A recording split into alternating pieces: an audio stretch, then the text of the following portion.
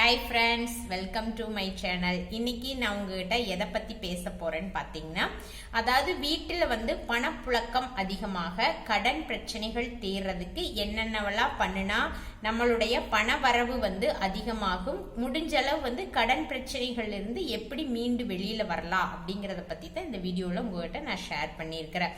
அதாவது இதை கேட்ட உடனே இதெல்லாம் செஞ்சால் உடனே நான் பெரிய பணக்காரன் ஆயிடலாமா அப்படின்னு எல்லாம் கேட்காதீங்க.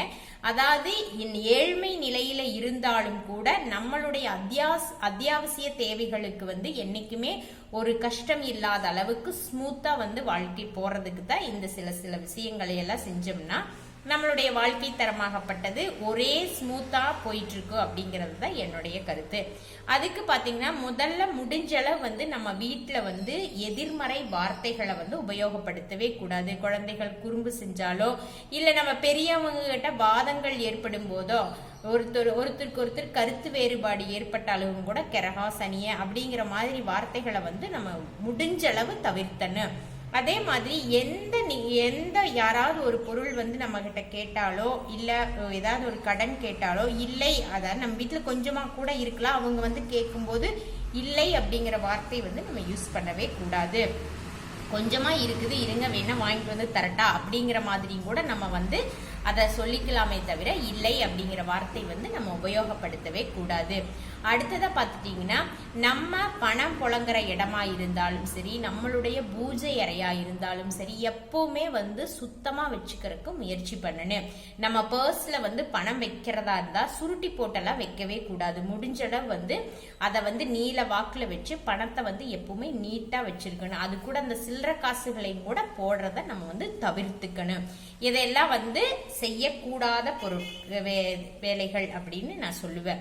அடுத்ததா பாத்துட்டீங்கன்னா, என்ன செய்யணும் அப்படின்னு பாத்தீங்கன்னா, எப்பவுமே நம்ம மனசுக்குள்ள எதிர்மறை எண்ணங்களுக்கு சிந்தனைகளுக்கு இடம் அளிக்கவே கூடாது. நம்ம எப்பவுமே பணத்துக்கு மதிப்பு கொடுக்கணும். இப்ப நம்ம கிட்ட ஒரு 100 ரூபாய் இருக்குதுன்னா அந்த 100 ரூபாய்க்கு எவ்வளவு மதிப்பு கொடுக்கணுமோ அந்த அளவுக்கு அந்த பணத்துக்கு நம்ம மதிப்பு கொடுக்கணும். பணத்தை மதிக்காம 100 ரூபாய் அலட்சியமா தேவையில்லாத செலவுகள்ல செஞ்சுட்டு அந்த பணம் இல்லாதப்பதான் நம்ம அந்த பணத்தினுடைய மகத்துவத்தை நம்ம உணர்வோம். அந்த தப்ப செய்யாம பணத்தை ஒரு செலவே செய்ய முற்பட்ட ஏற்படும் சூழ்நிலை ஏற்பட்டாலும் கூட அந்த பணத்தை செலவு செய்யும் போது நான் ரொம்ப சந்தோஷமா இருக்கிறேன், நான் ரொம்ப கொடுத்து வச்சிருக்கிறேன், இந்த பணத்தை நான் இன்னைக்கு செலவு பண்றேன், இதை விட ரெட்டிப்பா எனக்கு திரும்ப வரும் அப்படிங்கிற ஒரு பாசிட்டிவ் வைபோடவே நம்ம பணத்தை ஒருத்தருக்கு செலவிடும் போதோ ஒருத்தருக்கு கடன் கொடுக்க முற்படும் போதோ அதை நம்ம செஞ்சுட்டே இருந்தோம்னா நிச்சயமா அந்த பணத்தை நம்ம எப்படி செலவு செஞ்சோமோ அதே மாதிரி ரெட்டிப்பா நம்மளுக்கு ஒரு வருமானத்தின் அடிப்படையில அந்த பணம் நம்ம கிட்ட வந்தே தீரும். அப்புறம் பாத்தீங்கன்னா, இந்த பிரபஞ்சத்துக்கு ஒரு பயங்கரமான அதீத சக்தி இருக்குதுன்னு தான் சொல்லணும்.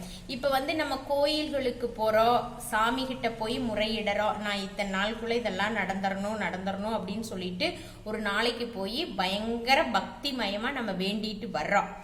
அந்த வேண்டுதல் அதோட நின்னுருது. அதுக்கு நம்ம முயற்சிகள் செஞ்சு நம்ம சக்சஸ் ஆன உடனே அந்த கடவுளுடைய அனுகிரகத்தினாலதான் நம்ம ஆயிட்டோம் அப்படின்னு சொல்லிட்டு அந்த கடவுள் மேல இருக்கிற நம்பிக்கை நம்மளுக்கு அதிகமாகுது.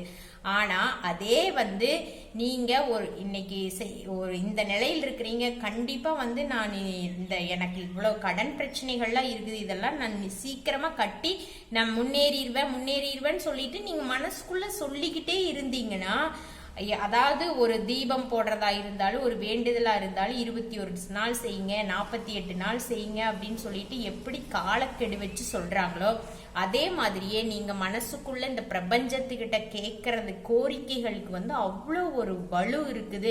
அதனுடைய பலன் அளப்பரியதா இருக்குது. அதனால நீங்க என்ன ஆகணும்னு நினைக்கிறீங்களோ அதை அந்த பிரபஞ்சத்துக்கிட்ட கேட்டுக்கிட்டே இருங்க.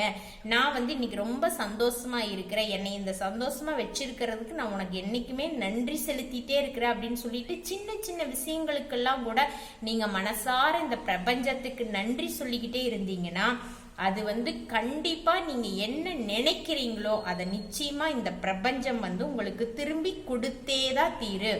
அதனால முடிஞ்ச அளவுக்கு வந்து என்னைக்குமே நம்ம வந்து நம்ம கிட்ட இல்லை அப்படிங்கிற எண்ணமே நம்மளுக்கு வரக்கூடாது. நான் இன்னைக்கு வந்து இப்படி இருக்கிறேன், நாளைக்கு இப்படி இருப்பேன்னு சொல்லிட்டு மனசுக்குள்ள நீங்க திரும்ப திரும்ப உன்னை நினைச்சுக்கிட்டே இருந்தீங்கன்னா கண்டிப்பா அந்த நிலைக்கு நீங்க போயே தீருவீங்க.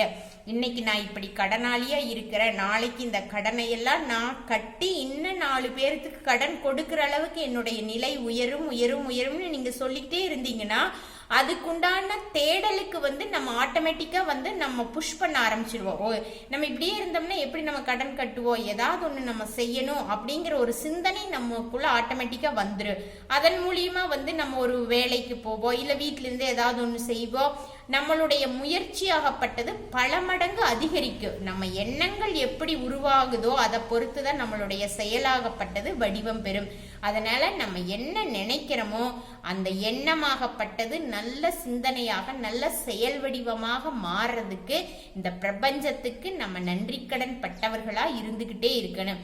கடவுள்கிட்ட போய் வேண்டதுங்கிறது வந்து அவரவர்களுடைய நம்பிக்கை சார்ந்த விஷயம். ஆனா இது வந்து நீங்க என்ன நினைக்கிறீங்களோ அதை வந்து நிச்சயமா செஞ்சு கொடுக்கிற சக்தி வந்து இந்த பிரபஞ்சத்துக்கு இருக்குதுன்னு தான் சொல்லலாம். இதை வந்து நான் என்னுடைய அனுபவத்திலேயே உணர்ந்து 2-3 விஷயங்கள் வந்து நான் மனசார நினைச்சுக்கிட்டே இருந்ததுல வந்து நிச்சயமா நடந்ததுன்னு தான் சொல்லுவேன். அதே மாதிரியே இன்னும் வந்து என்னுடைய மனசுக்குள்ள வந்து நிறைய விஷயங்கள் நினைச்சுக்கிட்டே இருக்கிற அது கண்டிப்பா நடக்கும் அப்படின்னு நான் ஆள் மனசுல டெய்லியுமே நான் தூங்கி எந்திரிக்கும் போது என்னுடைய கண்ணு முன்னாடி வர்றதும் அதுதான்.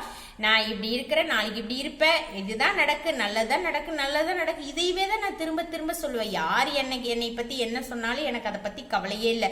அதாவது நான் வந்து நாளைக்கு நான் இப்ப வந்து ரொம்ப தொழில் செஞ்சு நொடிஞ்சு நிறைய கடன் பிரச்சனைகளோட தான் இருக்கிறேன். ஆனாலுமே எல்லாருமே என்ன சொன்னாலுமே நான் வந்து சொல்றது என்னன்னா கண்டிப்பா என்னுடைய நிலை மாறும். நான் வந்து இப்படியே இருப்பேனா, நிச்சயமா நான் நல்ல நிலைமைக்கு போவேன்னு நான் திரும்ப திரும்ப என் மனசுக்குள்ளேயே நான் சொல்லிக்கிட்டே தான் இருக்கிறேன். யாருகிட்டவும் சொல்றதே இல்லை, என் மனசுக்குள்ளேயே நான் அதை வந்து சொல்லிக்கிட்டே தான் இருக்கிறேன். இன்னைக்கு நான் இப்படி இருக்கிறேன், நாளைக்கு கண்டிப்பா நல்லா இருப்பேன், அது எனக்கு யாருடைய உதவியும் வேண்டாம், இந்த பிரபஞ்சத்தின் மீது எனக்கு அதீத நம்பிக்கை இருக்கிறது, நான் மனசுக்குள்ள நினைக்கிறத கண்டிப்பா எனக்கு இந்த பிரபஞ்சம் திருப்பி கொடுக்கும், திருப்பி செஞ்சேதான் தீரும் அப்படிங்கிற நம்பிக்கையோட நான் டெய்லி காலையில் எந்திரிச்சு இரவு படுக்கும் வரை என்னுடைய மன எண்ணங்களாகப்பட்டது இப்படியே தான் ஓடிட்டே இருக்குது. அதனால முடிஞ்சளவு வந்து நீங்க எல்லாருமே நல்லதை மட்டும் சிந்திச்சு நல்லதை மட்டும் செயல்படுத்தி நான் வந்து இந்த நிலையிலிருந்து மீண்டு நல்ல நிலைக்கு திரும்ப போவேன் என்ற உத்வேகத்தோடு நம் செய்கின்ற செயல்கள் ஒவ்வொன்றுக்கும் நன்றி செலுத்திக் கொண்டே இந்த பிரபஞ்சத்தின் மீது ஈர்ப்புடையவர்களாக இருந்தாலே போதும். நாம் நினைக்கின்ற அனைத்தையும் இந்த இயற்கையாகப்பட்டது இந்த பிரபஞ்சமாகப்பட்டது நமக்கு நிச்சயம் திருப்பி ஈட்டிக் கொடுக்கும். எனவே எல்லாரும் அதை நிச்சயமா ஃபாலோ பண்ணுங்க. தேங்க்யூ.